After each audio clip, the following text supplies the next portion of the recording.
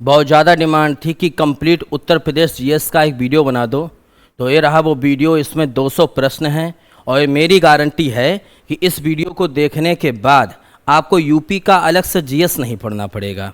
हो सकता है वीडियो बड़ा हो जाए तो मैं इसके 2 पार्ट कर दूंगा। उत्तर प्रदेश का कोई भी एग्जाम हो, इस वीडियो से प्रश्न आपको 100% मिलेगा। मैं अपनी कसम खा के कह रहा हूँ, मेरी बात का यकीन करो। सही बता रहा, झूठ नहीं बोलूँगा यार। चलिए भाई, निकाल लो कापी पेन, हम पसीना निकालें। क्वेश्चन नंबर पहला पढ़ो चलो। उत्तर प्रदेश दिवस किस तिथि को मनाया जाता है? तो उत्तर प्रदेश दिवस साथियों मनाया जाता है 24 जनवरी को। 24 जनवरी 1950 से पहले उत्तर प्रदेश का नाम संयुक्त प्रांत था। पहले क्या नाम था? संयुक्त प्रांत नाम था 24 जनवरी 1950 से पहले। लेकिन 24 जनवरी को इसका नाम संयुक्त प्रांत से बदलकर उत्तर प्रदेश कर दिया गया। इसलिए 24 जनवरी को हम लोग कौन सा दिवस मनाते हैं? उत्तर प्रदेश दिवस मनाते हैं। 1 नवंबर 1956 को क्या हुआ था? उत्तर प्रदेश का यूपी का पुनर्गठन हुआ था। पुनर्गठन। अगर आपसे पूछा जाए कि उत्तर प्रदेश अपना पुनर्गठन कब मनाता है, तो 1 नवंबर को मनाता है। और स्थापना दिवस तो 24 जनवरी को। यूपी का पहले नाम क्या था? तो संयुक्त प्रांत नाम था। क्वेश्चन नंबर दूसरा पे आओ। उत्तर प्रदेश सरकार ने किस ऐतिहासिक इमारत से जुड़वा मछली का राजकीय चिन्ह लिया है? देखिए भैया, अपना जो राजकीय चिन्ह है उसमें जुड़वा मछली बनी हुई है। जुड़वा मछली, ये चिन्ह जो है कहाँ से लिया है बताइए? तो ये चिन्ह जो उन्होंने लिया है वो रूमी दरवाज़ा से लिया है। कहाँ से? रूमी दरवाज़ा। रूमी दरवाज़ा लखनऊ में स्थित है। लखनऊ में स्थित है और इसका निर्माण लखनऊ के एक नवाब हैं जिनका नाम था आसफ उद्दौला। आसफ उद्दौला ने इस रूमी दरवाज़ा का निर्माण कराया था 1784 में। और इसी रूमी दरवाजे पर 2 मछलियाँ बनी हुई थीं। उन्हीं का चिन्ह जो है उत्तर प्रदेश सरकार ने स्वीकृत कर लिया, उनको अच्छा लगा। समझ भैया?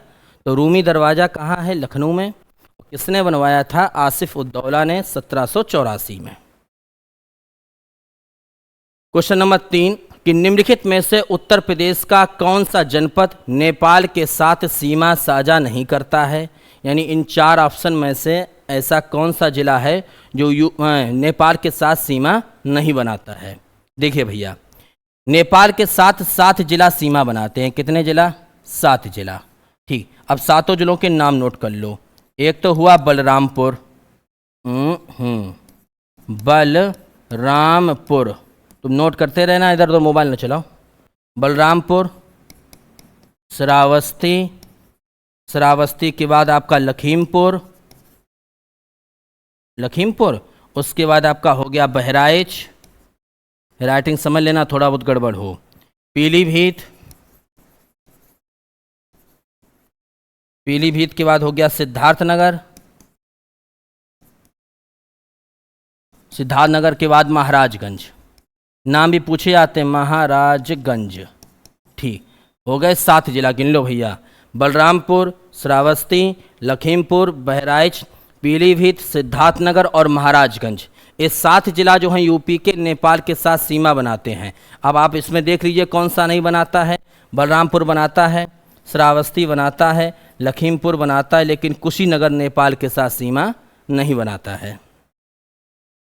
क्वेश्चन नंबर आ जाओ 4 में लिखा है कि उत्तर प्रदेश का सबसे पूर्वी शहर कौन सा है? उत्तर प्रदेश का सबसे पूर्वी शहर कौन सा है बताइए? नहीं मालूम?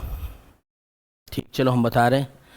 यूपी की स्थिति ऐसी है, एक नक्शा के माध्यम से समझ लो कि यूपी का अगर सबसे पूर्वी शहर पूछा जाए तो बलिया, बलिया। और सबसे पश्चिमी पूछा जाए तो शामली। हम चारों ही बता दे रहे, बवाली खत्म करें। उत्तरी पूछा जाए तो सहारनपुर और दक्षिणी पूछा जाए तो सोनभद्र। कौन सा भैया? सोनभद्र। पूर्व में कौन सा है? बलिया, पश्चिम में शामली, उत्तर में सहारनपुर और दक्षिण में सोनभद्र। तो इस प्रश्न का आंसर होगा पूर्वी शहर का बलिया। बलिया, जिसके पास बल हो।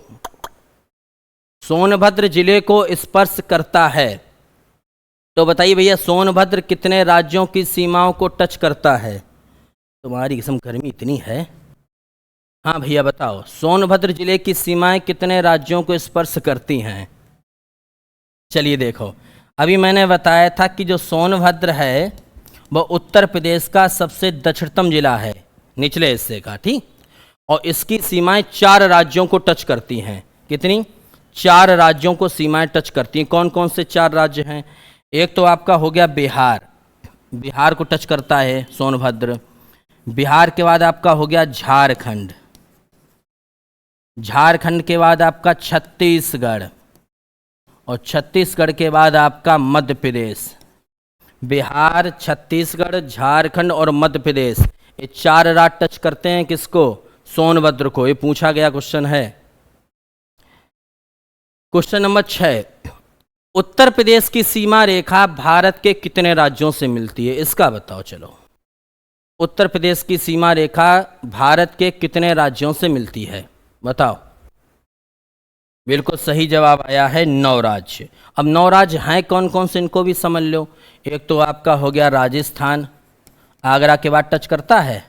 राजस्थान के बाद अभी मैंने बोला मध्य प्रदेश, मध्य प्रदेश के बाद आपका हो गया छत्तीसगढ़, छत्तीसगढ़ के बाद हो गया बिहार, बिहार के बाद हो गया आपका उत्तराखंड,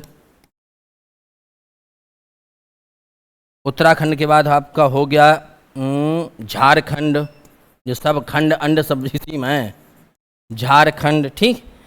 उसके बाद आपका हो गया हिमाचल प्रदेश, राजस्थान हो गया, छत्तीसगढ़ हो गया। गिनो भाई, 1 2 3 4 5 6 7, अरे एक तो उत्तराखंड हो गया, लिख दिया मैंने, सही है। उत्तराखंड के बाद हिमाचल प्रदेश, हाँ हरियाणा, ठीक भाई। गिनो भाई, अब भी नहीं हुए, 3 2 5 और 3 8 हो तो गए। एक तो राजस्थान, मध्य प्रदेश, छत्तीसगढ़, बिहार, उत्तराखंड, झारखंड, हिमाचल प्रदेश और हरियाणा। ये 8 तो वैसे हो गए, और एक आपका केंद्र शासित हो गया, कौन सा? जहां दिल रहते हैं, दिल्ली। तो टोटल कितने राज्य हो गए? 9। केंद्र शासित सहित 9 हैं, और वैसे पूछे जाएं तो टोटल 8 हैं। 7 पे आओ, इधर आओ यार, कहाँ भाग रहे तुम? बुंदेलखंड आर्थिक क्षेत्र में कितने जिला शामिल हैं? बताइए। जो बुंदेलखंड है वो आर्थिक क्षेत्र में कितने जिला शामिल हैं? 5 6 7 8 कितने हैं? तो भैया बुंदेलखंड जो एरिया है, बुंदेलखंड कोई एक जिला नहीं है, बुंदेलखंड जो है वो 7 जिलों का समूह है, ये ध्यान रखना। कितने जिला शामिल हैं? 7 जिला शामिल हैं। अब कौन कौन से हैं नोट कर लो भैया। एक तो चित्रकूट, बुंदेलखंड एक्सप्रेस से समझ लो। एक तो चित्रकूट हो गया, आपका बांदा हो गया, आपका महोबा हो गया, हमीरपुर, जालौन, झांसी और आपका ललितपुर, ललितपुर। गिन लो भैया, चित्रकूट, बांदा, महोबा, हमीरपुर, जालौन, झांसी और ललितपुर हो गए 7 जिला। और बुंदेलखंड का अगर प्राचीनतम नाम पूछा जाए, आज को लोग बोलते हैं बुंदेलखंड, पहले इसको नहीं बोलते थे। इसका प्राचीनतम नाम जरूर याद रखना, इसको प्राचीनतम समय में जेजाक भुक्ति बोलते थे, जेजाक भुक्ति। बुंदेलखंड का प्राचीनतम नाम क्या था? जेजाक भुक्ति। Question complete. 8 पर आओ। उत्तर प्रदेश का कौन सा क्षेत्र आद्य कल्पित की प्राचीनतम चट्टानों से बना है? उत्तर प्रदेश का कौन सा क्षेत्र आद्य कल्पित की प्राचीनतम चट्टानों से बना है? Question number 8। तो इसका आंसर होगा बुंदेलखंड। बुंदेलखंड जो है बहुत प्राचीनतम चट्टानों से बना हुआ उत्तर प्रदेश का एक क्षेत्र है। कौन? बुंदेलखंड। प्राचीनतम चट्टानें कहें या आद्य कल्पित चट्टानें कहें, बात एक ही है। और बुंदेलखंड का विस्तार अब तो बंटवारा हो गया। बुंदेलखंड का विस्तार केवल यूपी में नहीं है, बुंदेलखंड आपका यूपी में भी है और कुछ हिस्सा इसका एमपी में भी है, ध्यान रखना, यूपी में भी है और एमपी में भी है। अगला क्वेश्चन नंबर 9, उत्तर प्रदेश के किस शहर को पूर्व का ग्रास कहते हैं? बताइए, उत्तर प्रदेश के किस शहर को पूर्व का ग्रास? तो इसका सीधा आंसर होगा अपनी इत नगरी जिस जिला में मैं रहता हूँ, कन्नौज। कन्नौज को पूर्व का ग्रास कहा जाता है। और कन्नौज का एक नाम और याद रखना, महोदया श्री। महोदया श्री। ये कन्नौज बहुत फेमस जगह है, इत्र नगरी है। यहाँ का गट्टा बहुत फेमस है, कलावती गट्टा। पूर्व का ग्रास किसे कहते हैं? कन्नौज को कहते हैं। और कन्नौज का दूसरा नाम कौन सा है? महोदया श्री है। जब हर्षवर्धन का शासन था तब कन्नौज बहुत ज़्यादा फेमस था। किसके समय में? हर्षवर्धन के शासनकाल में। हर्षवर्धन के शासनकाल में कन्नौज बहुत ज़्यादा प्रसिद्ध था। ठीक भाई। अगला क्वेश्चन नंबर 10 कि निम्न प्रकारों की मिट्टी में से किस एक की बुंदेलखंड क्षेत्र में प्रमुखता है? यानी बुंदेलखंड क्षेत्र में कौन सी मिट्टी सबसे अधिक पाई जाती है? बताओ। इसको लगाते लगाते खोपड़ी मोर दर्द होता है। हाँ भैया, बुंदेलखंड क्षेत्र में कौन सी मिट्टी पाई जाती है? तो काली कपास की मृदा। जो काली कपास की मृदा है, यानी जो काली मिट्टी है, वो बुंदेलखंड में बहुत ज़्यादा पाई जाती है। और इसमें जल धारण करने की क्षमता, जल रोकने की क्षमता सर्वाधिक होती है। जल धारण की क्षमता सर्वाधिक होती है, ये याद रखना। क्लियर? काली मिट्टी पाई जाती है। और बुंदेलखंड में ही एक मृदा और पाई जाती है जिसका नाम है लाल मृदा। लाल मृदा भी बुंदेलखंड क्षेत्र में पाई जाती है और इसमें जल धारण करने की क्षमता कम होती है। जल धारण करने की क्षमता, जल रोकने की क्षमता कम होती है, कम होती है। और ये तो आपको मालूम ही होगा, काली मिट्टी में ही कपास की खेती होती है। इसलिए अगर ये क्वेश्चन पूछा जाए कि उत्तर प्रदेश में कपास की खेती कहाँ होती है, तो भैया बुंदेलखंड में होगी, क्योंकि वहीं पर मिट्टी पाई जाती है। उत्तर प्रदेश के भाबर क्षेत्र में निम्नलिखित में से किस प्रकार की मिट्टी पाई जाती है? भाबर क्षेत्र में। तो पहले मैं भाबर क्षेत्र समझा दूं, फिर मिट्टी के बारे में बताऊं। देखिए भाई, ये मान लीजिए उत्तर प्रदेश का ये वाला हिस्सा देखो आप, कौन सा हिस्सा? जो हिमालय से सटा हुआ है, जो नेपाल से सटा हुआ है। नेपाल से सटे उत्तर प्रदेश के 7 जिला हैं, अभी मैंने बताया था। नेपाल से सटे जो जिला हैं, यहाँ पर क्या है? बड़े बड़े पत्थर पाए जाते हैं, बड़े बड़े पत्थर, कंकड़ है, पत्थर पाए जाते हैं। तो जो कंकड़ीला और पथरीला क्षेत्र है वो कहलाता है भाबर। कौन सा कहलाता है? भाबर। ये जो क्षेत्र है जहाँ पर कंकड़ है और पत्थर है, ये कहलाता है भाबर क्षेत्र। और इसके नीचे, यहाँ पर इसके नीचे वाले हिस्से में जो क्षेत्र है वो कहलाता है तराई क्षेत्र। कौन सा कहलाता है? तराई क्षेत्र। ध्यान रखना भैया, ऊपर वाला क्षेत्र जो है, जो कंकरीला पथरीला है, वो तो कहलाता है भाबर क्षेत्र। और इसके नीचे जो क्षेत्र है, भाबर के नीचे, वो कहलाता है तराई क्षेत्र। तराई क्षेत्र जो होता है वो दलदली होता है। कैसा होता है? दलदली होता है, दलदली होता है। अब दलदली क्यों होता है आप खुद ही ऐसे समझ लो कि ऊपर बड़े बड़े पत्थर हैं, और जब बड़े बड़े पत्थर होंगे तो इसमें से महीन मिट्टी किनारे से निकल कर आएगी, तो नीचे दलदल तो हो ही जाएगा। ठीक भाई। तो भाबर क्षेत्र में कौन सी मृदा पाई जाती? कंकरीली पथरीली। भाबर क्षेत्र के नीचे कौन सा क्षेत्र है? तराई क्षेत्र। यहाँ कौन सी मृदा पाई जाती है? दलदली, यानी महीन मृदा। क्वेश्चन नंबर 11 हो गया, सॉरी 12। उत्तर प्रदेश में लाल मिट्टी मुख्यतः कहाँ पाई जाती है? लाल मृदा। बताओ। लाल मिट्टी मुख्यतः पाई जाती है मिर्जापुर और झांसी में। कहाँ? मिर्जापुर और झांसी। आप कभी झांसी जाओ पेपर वेपर देने, तो वहाँ देखना कि ज़्यादातर लाल मिट्टी के पत्थर पड़े हुए हैं। तो लाल मिट्टी यहीं पाई जाती मिर्जापुर और झांसी में। और लाल मिट्टी का रंग लाल क्यों होता है? इसका रंग लाल होता है, इसका रीजन है, इसमें पाया जाता है आयरन ऑक्साइड। क्या? आयरन ऑक्साइड के कारण लाल मिट्टी का रंग लाल होता है। भारत में अगर पूछी जाए लाल मृदा कहाँ पाई जाती, तो भारत में लाल मृदा पाई जाती है तमिलनाडु में। कहाँ? तमिलनाडु में। उत्तर प्रदेश में मिर्जापुर झांसी, ठीक, और भारत में तमिलनाडु। और लाल मिट्टी का रंग लाल होता है आयरन ऑक्साइड के कारण। क्वेश्चन नंबर है 13। उत्तर प्रदेश में सस्य जलवायु क्षेत्रों की संख्या कितनी है? सस्य जलवायु क्षेत्र का मतलब क्या हुआ?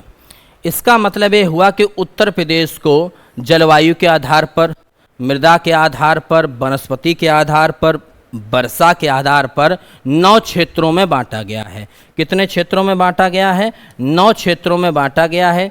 इसी वजह से सस्य जलवायु क्षेत्रों की संख्या पूछी जाए तो 9, यानी अपने यहाँ 9 प्रकार की भौगोलिक स्थितियां हैं। ठीक, मृदा के आधार पर, वर्षा के आधार पर, फसल के आधार पर 9 प्रकार के क्षेत्र हैं। भाई कहीं कोई फसल होती है, कहीं कोई फसल होती है। अब कपास की खेती एक और कन्नौज में हो जाए, नहीं हो पाएगी। 14, निम्नलिखित में से कौन सा वन्यजीव अभ्यारण्य 1975 में स्थापित किया गया था? क्वेश्चन पढ़िए, कौन सा अभ्यारण्य 1975 में स्थापित किया गया था? बताइए, नहीं मालूम? देखिए 1975 में स्थापित हुआ था, ये नोट कर लेना, इंपॉर्टेंट है, कतरनिया घाट। कहाँ पर भैया? कौन सा? कतरनिया घाट। और ये कतरनिया घाट जो वन्यजीव अभ्यारण्य है वो लखीमपुर खीरी में है, लखीमपुर खीरी। ठीक भैया, लखीमपुर खीरी में है। जहाँ दुधवा नेशनल पार्क है उसी से थोड़ा दूर बना हुआ है कतरनिया घाट। ठीक, उसके बाद लखीमपुर खीरी में नहीं है, गलत बता गए, गर्मी मौत दिखाई हो नहीं पड़ रहा। चलो भाई, 1975 में जो स्थापित किया गया था वो कतरनिया घाट है, और कतरनिया घाट बहराइच में है। कहाँ पर है? बहराइच में है। किशनपुर अगर आपसे पूछा जाए तो 1972 में स्थापित हुआ था, और यह है लखीमपुर खीरी में, लखीमपुर खीरी में, जहाँ पर दुधवा नेशनल पार्क है। याद रहेगा भैया, 1972 में किशनपुर स्थापित हुआ था जो कि लखीमपुर खीरी में है, जहाँ दुधवा नेशनल पार्क है उसी से सटा हुआ लगा है, और कतरनिया घाट बहराइच में स्थित है। याद रहेगा। और चम्मलवाला 1979 में स्थापित किया गया था, चम्मलवाला 1979 में। तो 72 में हो गया किशनपुर, 75 में हो गया कतरनिया घाट, और 1979 में हो गया चम्मलवाला। इतनी ब्राइटनेस होती, कभी कभी इसमें दिमाग जो है कंफ्यूज और हो जाता है, अच्छा वाला दिखाई नहीं पड़ता, सूरदास बने हुए घूमते रहो। विजय सागर पक्षी विहार उत्तर प्रदेश के किस स्थान पर है? विजय सागर पक्षी विहार, बताओ भैया। विजय सागर पक्षी विहार, तो इसका आंसर होगा महोबा। कहाँ पर? महोबा। और महोबा किसके लिए फेमस है? पान, और फेमस है यहाँ कर पान, भाई के पान बनारस वाला, लगाओ चूना। तो विजय सागर पक्षी विहार महोबा, और किसके लिए और प्रसिद्ध है? पान के लिए फेमस है। अगला आ जाओ, क्वेश्चन नंबर 16, उत्तर प्रदेश में मयूर संरक्षण केंद्र किस स्थान पर स्थापित किया जाएगा? मयूर संरक्षण केंद्र। अब इसका दिमाग से आंसर निकाल सकते हो। मोरों का संरक्षण किस स्थान पर होगा? भगवान कृष्ण की नगरी, भगवान कृष्ण की नगरी अर्थात कहाँ पर मेरे भाई? मथुरा में। कहाँ पर? मथुरा में। कौन सा संरक्षण केंद्र है? मयूर संरक्षण केंद्र है। राधे राधे। अगला 17 में आ जाइए कि निम्नलिखित में से कौन सा युग्म सुमेलित नहीं है? मिलाओ, कौन सा युग्म सुमेलित नहीं है? हट। क्वेश्चन नंबर 17 में महावीर स्वामी वन्यजीव अभ्यारण्य ललितपुर या लाख बहोसी जनपद कन्नौज, ये तो बिल्कुल सही है। लाख बहोसी कहाँ पर है? जनपद कन्नौज में पड़ता है। ठीक। कैमूर वन्यजीव अभ्यारण्य जो है वो मिर्ज़ापुर और सोनभद्र में है, ये भी बिल्कुल सही है।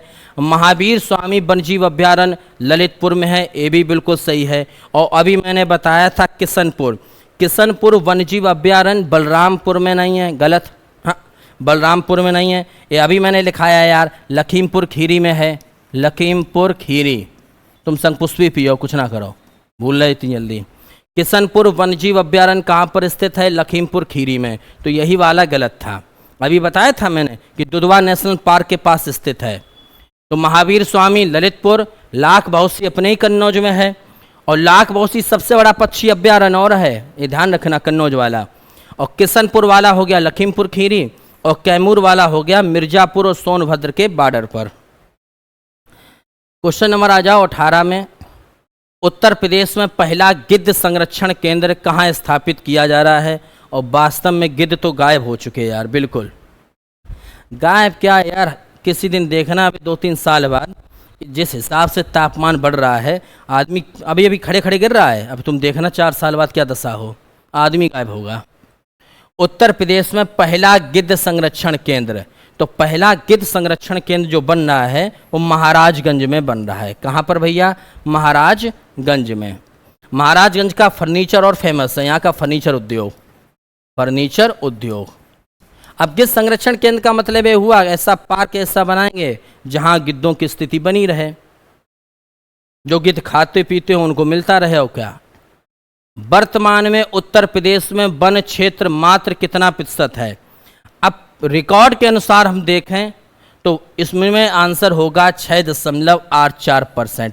अब आप खुद स्थिति समझ लो कि जहां पर 20-25 करोड़ की पब्लिक रहती हो और वहां पर वन मात्र 6.84%। ये तो रिकॉर्ड है, लेकिन हकीकत में तो इससे ही कम होंगे। मेरे हिसाब से तो वन अब रह गए होंगे यूपी में 4%, इससे ज़्यादा नहीं होंगे, जबकि एक राज्य में कम से कम 33% वन होने चाहिए।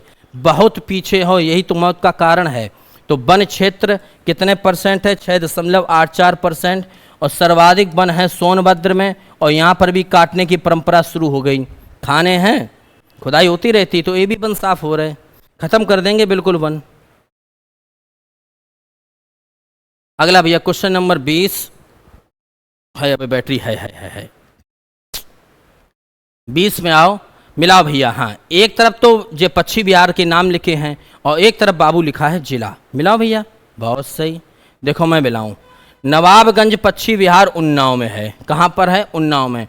और नवाबगंज पश्चिम बिहार को चंद्रशेखर आज़ाद पश्चिम बिहार भी कहते हैं। चंद्रशेखर आज़ाद पश्चिम बिहार, किसको? नवाबगंज को।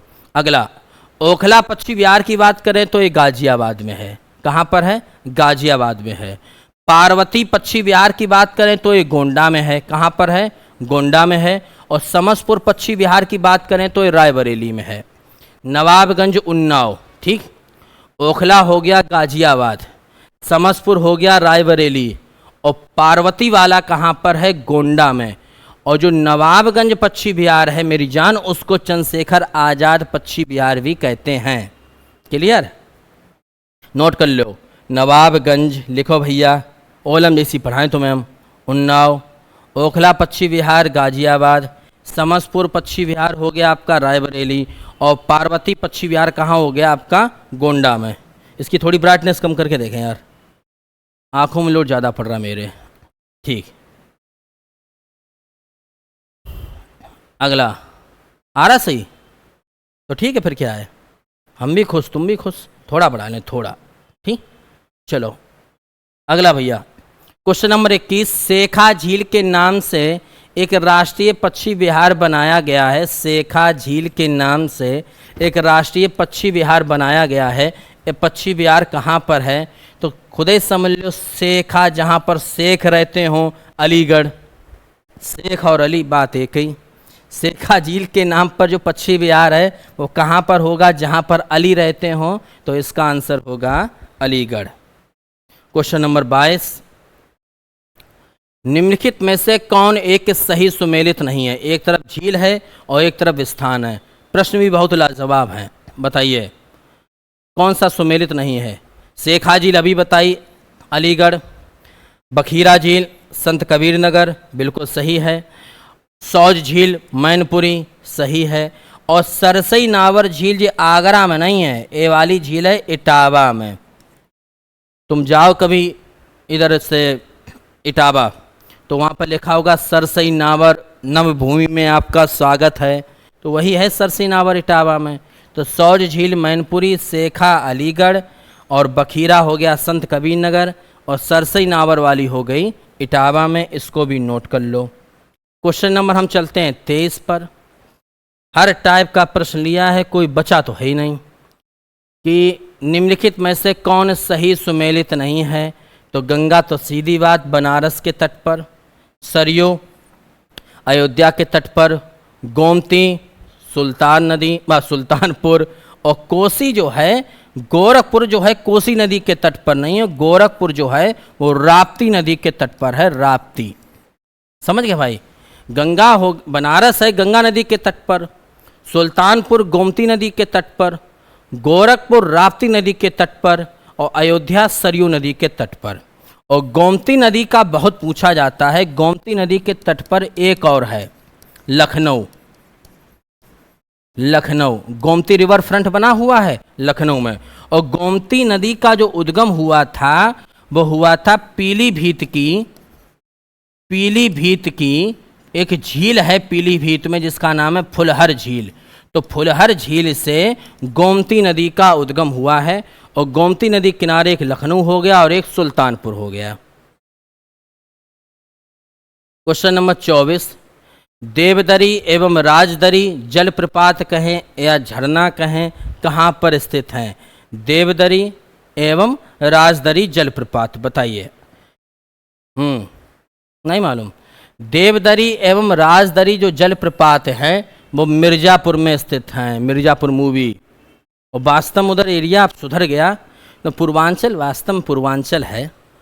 हर प्रकार के, चाहे पेपर लीक कराओ तुम, चाहे गुंडई कराओ, चाहे मर्डर कराओ, सब मिलेगा तुम्हें यहाँ पर। देवदरी एवं राजदरी जलप्रपात कहाँ पर हो गया भैया? मिर्ज़ापुर में। ठीक, अगला, उत्तर प्रदेश कृषि अनुसंधान परिषद निम्नलिखित में से किस स्थान पर है? तो उत्तर प्रदेश का कृषि अनुसंधान परिषद बताइए। यूपी का कृषि अनुसंधान परिषद है लखनऊ में। और भारतीय कृषि अनुसंधान पूछा जाए, भारत का पूछा जाए तो भारत का दिल्ली में होगा। दोनों राजधानी पर हैं। उत्तर प्रदेश का कृषि अनुसंधान लखनऊ में है और भारत का कहाँ पर है? दिल्ली में है। याद रखना, दोनों राजधानी पर स्थित हैं। हम पढ़ाई खूब रहे लेकिन तो भूल ना जाना भैया। और भूल जाए तो भूल ही जाओ, क्या करें फिर, 1-2 नंबर ना सही। ये बहुत लल्लन टॉप क्वेश्चन है, बहुत ज़बरदस्त। एक तो सुमेलित करना है और शॉर्टकट में अनुसंधान केंद्र लिखे हैं। तो पहले मैं सबकी व्याख्या कर दूं। लिखा हुआ है IIVR, मिला पाओगे?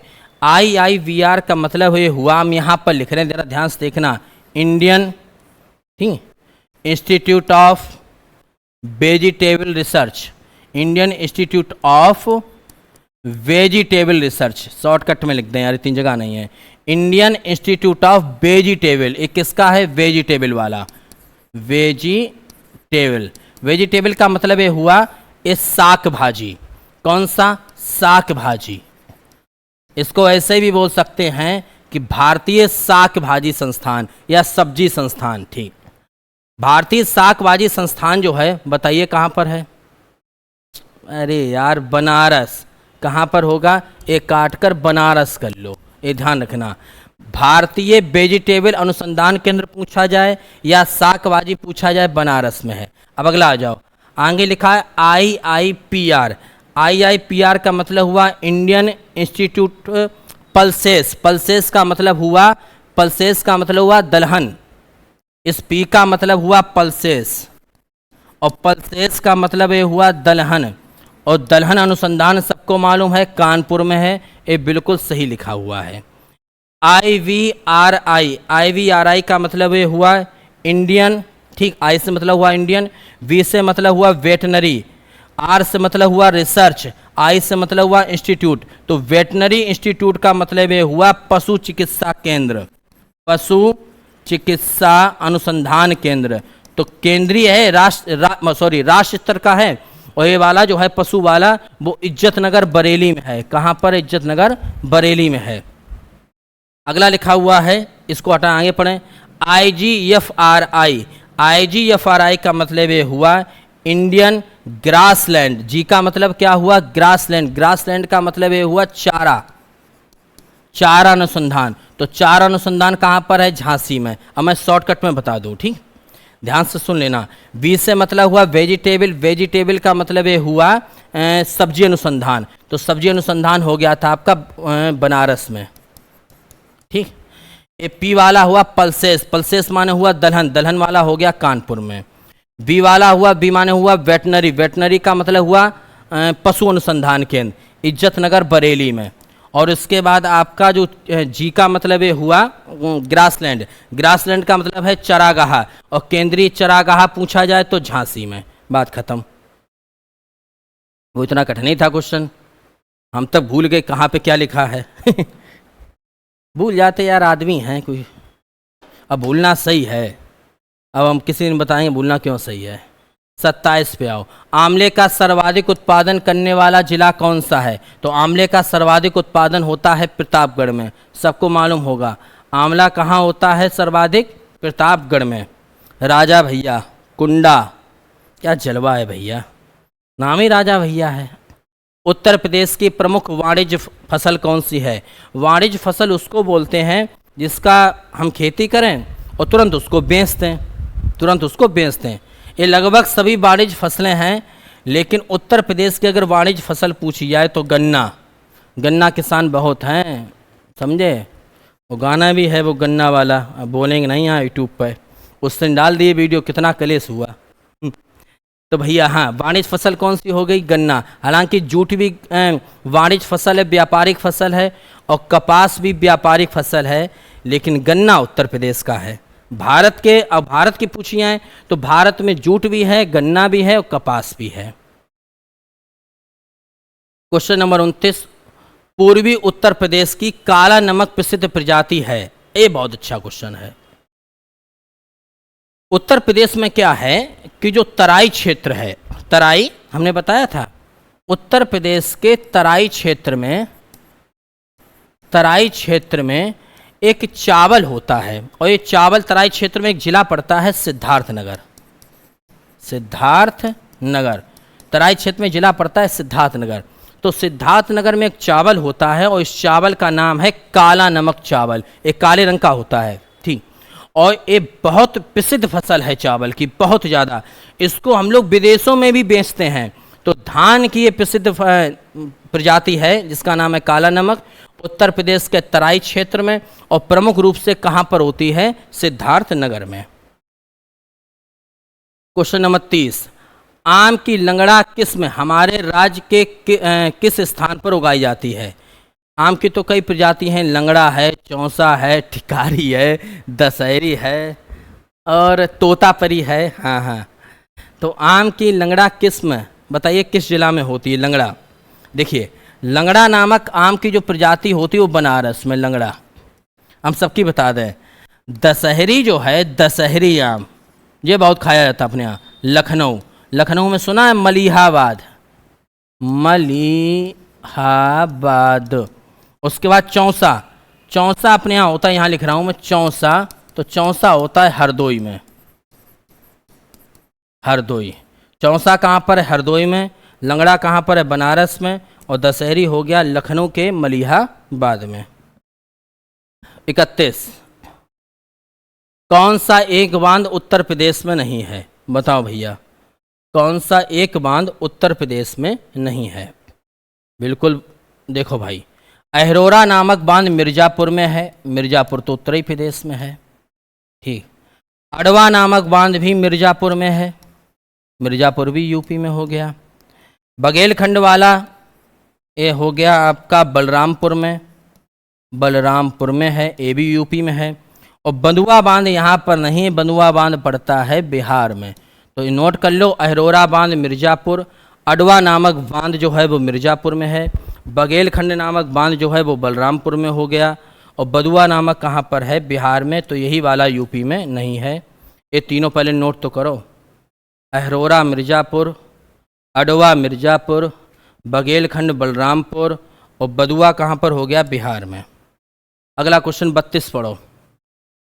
उत्तर प्रदेश की सबसे बड़ी बहुउद्देशीय परियोजना निम्नलिखित में से कौन सी है? उत्तर प्रदेश की सबसे बड़ी बहुउद्देशीय परियोजना, ठीक। उत्तर प्रदेश की सबसे बड़ी बहुउद्देशीय परियोजना पूछी जाए तो रिहंद बांध परियोजना, रिहंद बांध परियोजना। और इसका दूसरा नाम है गोविंद बल्लभ पंत सागर। दूसरा नाम क्या हुआ? गोविंद बल्लभ पंत सागर। और ये परियोजना जो है उत्तर प्रदेश के सोनभद्र में है, सोनभद्र में है। किस नदी पर बनी है? रिहंद नदी पर बनी है। यूपी की सबसे बड़ी परियोजना है, बांध है जिसका नाम है रिहंद परियोजना। इसका दूसरा नाम हो गया गोविंद बल्लभ पंत सागर, और किस जिला में है? तो सोनभद्र में है। क्वेश्चन नंबर 33, कौन सी नहर उत्तर प्रदेश में सबसे अधिक क्षेत्रफल में सिंचाई करती है? तो उत्तर प्रदेश की कौन सी नहर ऐसी है जो अधिकतम क्षेत्रफल में सिंचाई करती है?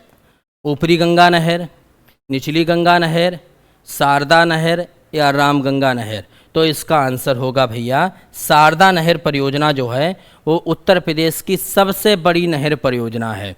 कौन सी? शारदा नहर परियोजना उत्तर प्रदेश की सबसे बड़ी नहर परियोजना है। और एक और याद रखना, जो अपने क्षेत्र में है उसका नाम है निचली गंगा नहर। निचली गंगा नहर। और निचली गंगा नहर का जो उद्गम हुआ है वो नरौरा बुलंदशहर से। नरौरा बुलंदशहर, ये लिखा है लोअर गंगा नहर, निचली गंगा, अंग्रेजी में बोलते हैं लोअर गंगा नहर और वैसे निचली गंगा नहर। तो इसका उद्गम हुआ है नरौरा बुलंदशहर में, जो अपने यहाँ से निकली है नहर, कन्नौज जिला में। ठीक, नरौरा तो बहुत ज़्यादा फेमस है। नरौरा में परमाणु ऊर्जा केंद्र लगा हुआ है। क्या लगा हुआ है? परमाणु ऊर्जा केंद्र। और यहीं से बुलंदशहर क्षेत्र में बिजली सप्लाई भी होती है। तो भारत में उत्तर प्रदेश का परमाणु ऊर्जा केंद्र कौन सा है? नरौरा। और नरौरे से ही कौन सी नहर निकली है? निचली गंगा नहर। 34 पे, अर्जुन बांध नहर से उत्तर प्रदेश का सर्वाधिक लाभ प्राप्त करने वाला जिला कौन सा है? एक बांध बना हुआ है अर्जुन बांध, और अर्जुन बांध से किस शहर को सर्वाधिक लाभ होता है? तो इसका आंसर होगा हमीरपुर। हमीरपुर को सर्वाधिक लाभ होता है। अर्जुन बांध जो है वो अर्जुन नदी पर बना है। किस नदी पर बना है? अर्जुन नदी पर बना है। और सर्वाधिक लाभ होता है हमीरपुर को। हमीरपुर के साथ अगर पूछा जाए तो महोबा को भी इसका लाभ होता है। यानी ऐसा नहीं कोई बांध बने तो एक ही जिला को पानी मिले। इसका पानी सर्वाधिक मिलता है हमीरपुर को सब, और उसके बाद मिल जाता है महोबा को। अगला क्वेश्चन नंबर 35, रानी लक्ष्मीबाई बांध परियोजना किस नदी पर बनी हुई है? रानी लक्ष्मीबाई बांध, देखिए भाई, रानी लक्ष्मीबाई बांध जो है वो बना हुआ है बेतवा नदी पर। किस नदी पर? बेतवा नदी पर लक्ष्मीबाई बांध बना हुआ है। और इसके बारे में और समझ लो, ये बांध किस जिला में है? तो ललितपुर में, मुख्य रूप से है ललितपुर में।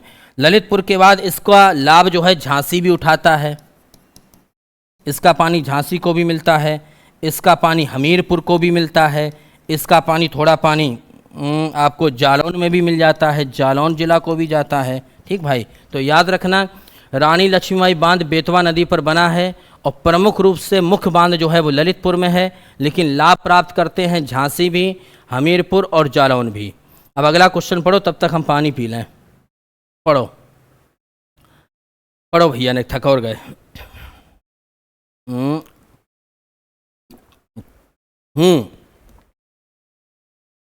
लिखा हुआ है कि प्राकृतिक रूप से उगने वाली बहुवर्षीय घास, जिसे स्थानीय भाषा में या स्थानीय बोली के रूप में जाना जाता है, अमेठी जिले के तराई क्षेत्र में पाई जाती है। स्थानीय लोग इस घास से कई प्रकार के सजावटी सामान बनाते हैं और घरेलू उत्पाद बनाते हैं तथा मूज उत्पाद भी बनाते हैं। तो इस घास का नाम क्या है जो उत्तर प्रदेश के तराई क्षेत्र में पाई जाती है और साथ में इससे घरेलू उत्पाद भी बनता हो, इससे मूज उत्पाद भी बनता हो, इससे सजावटी सामान भी बनता हो और अमेठी जिला के तराई क्षेत्र में पाई जाती हो? तो इस घास का नाम है सरपत। क्या नाम है? सरपत। और इस घास को मूज भी कहते हैं। क्या बोलते हैं? मूज भी कहा जाता है। ठीक, क्वेश्चन नंबर आ जाओ 37 पर।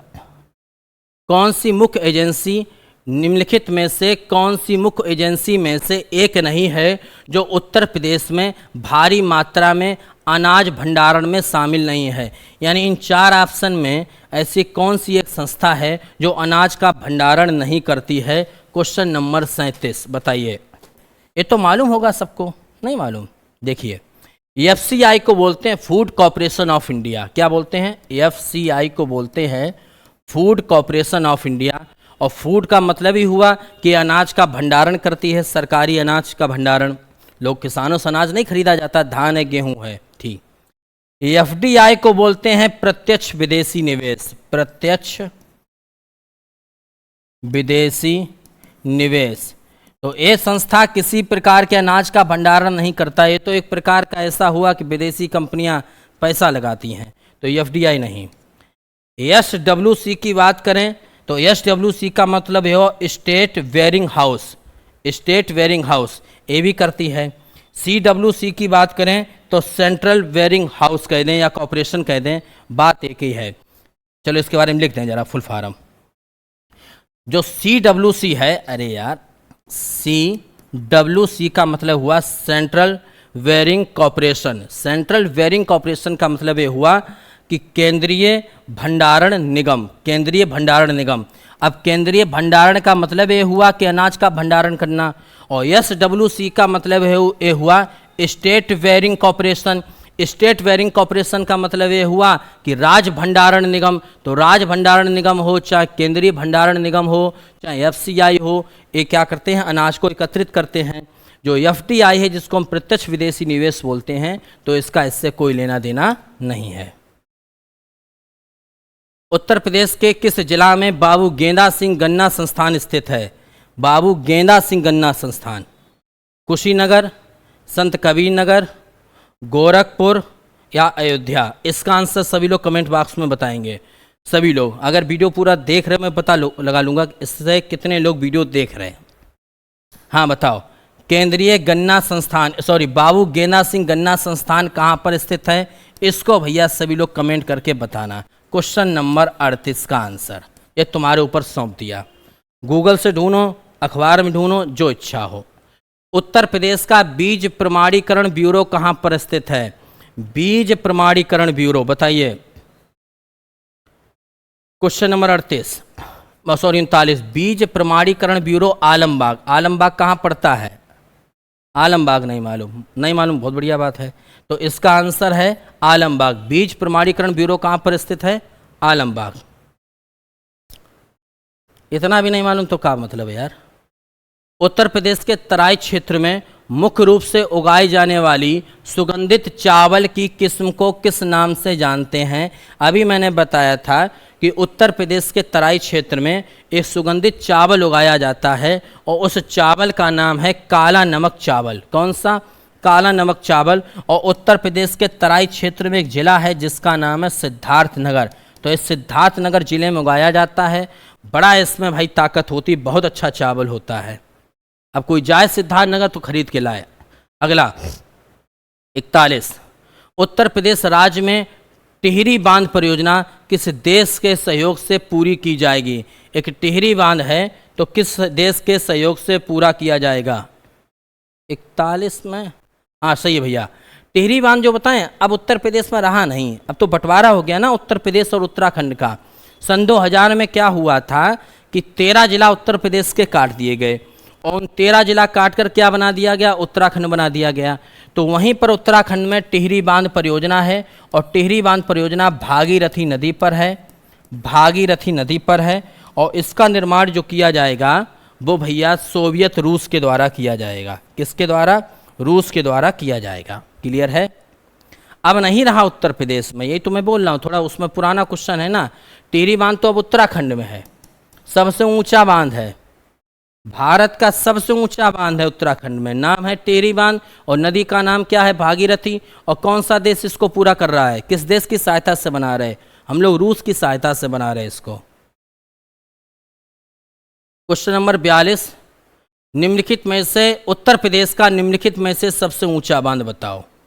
उत्तर प्रदेश का सबसे ऊंचा बांध कौन सा है? माता टीला बांध, रामगंगा बांध, मेजा बांध या रिहंद बांध? बताओ भैया। बिल्कुल सही, रामगंगा बांध। कहाँ पर है तो बताओ? रामगंगा बांध है बिजनौर में और उत्तर प्रदेश का ये सबसे ऊंचा बांध है। माता टीला परियोजना सबको मालूम होगी। माता टीला परियोजना यूपी और एमपी की संयुक्त परियोजना है, यूपी और एमपी की संयुक्त परियोजना है और यह परियोजना बेतवा नदी पर स्थित है, बेतवा नदी पर स्थित है, ललितपुर में है। मेजा बांध कहाँ पड़ता है? मिर्जापुर में पड़ता है, मिर्जापुर। और मेजा बांध किस नदी पर है? बेलन नदी पर है, बेलन नदी पर।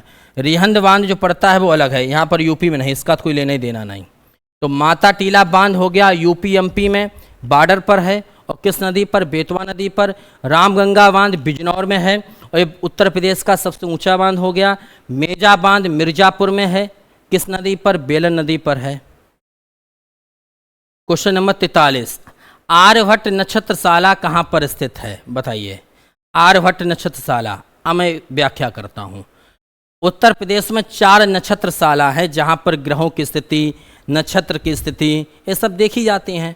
तो आर्यभट्ट नक्षत्रशाला का दूसरा नाम यहीं पर लिख दूं, इसी को बोलते हैं भीमराव अंबेडकर नक्षत्रशाला। अंबेडकर नक्षत्रशाला भी बोलते हैं। और यह नक्षत्रशाला रामपुर में स्थित है। कहाँ पर है? रामपुर में है। ठीक। दूसरा इंदिरा गांधी नक्षत्रशाला मैं इधर लिख रहा हूँ। इंदिरा गांधी नक्षत्रशाला अगर आपसे पूछी जाए तो ये लखनऊ में है। अब सबरी नोट कर लो, बैठे का हो। अगला वीर बहादुर सिंह नक्षत्रशाला पूछी जाए तो ये गोरखपुर में है। गोरखपुर में है।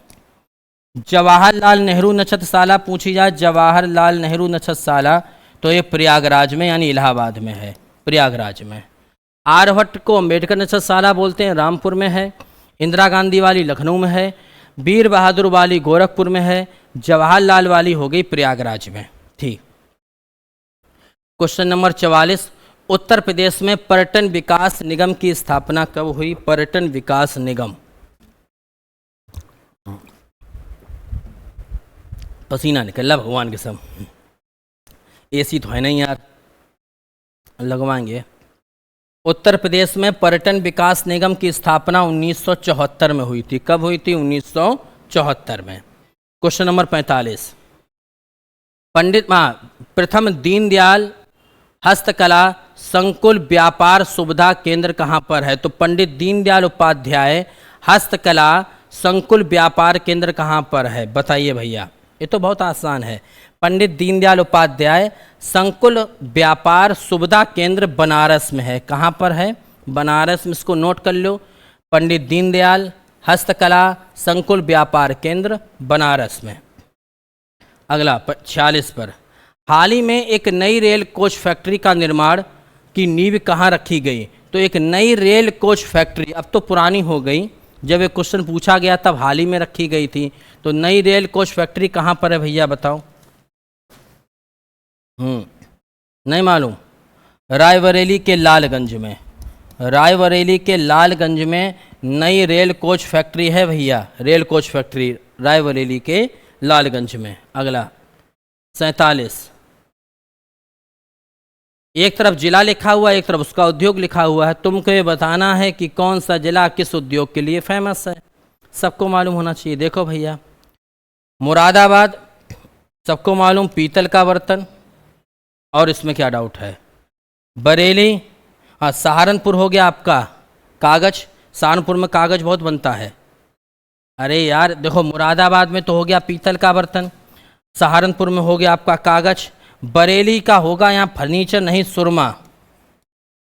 सुरमा है, कत्था है, माचिस उद्योग है, ये सब फेमस हैं।